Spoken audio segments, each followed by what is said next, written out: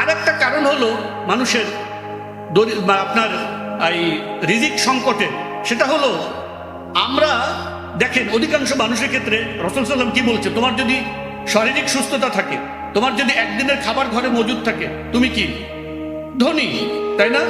কিন্তু আমাদের অবস্থাটা কি?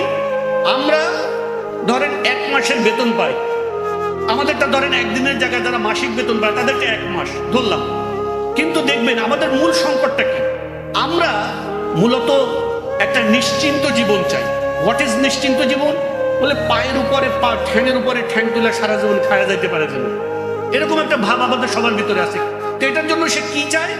সে চায় যে এখনই এই মুহূর্তে সে বাকি জীবনে যতদিন থাকবে এবং তার ছেলে মেয়েরা যতদিন থাকবে সবাই যেন ঠ্যাঙের উপরে ঠ্যাং তুলে খেয়ে যেতে পারে, তার জন্য পর্যাপ্ত পরিমাণে সম্পদ এখনই যেন তার ব্যাংকে মজুদ থাকে।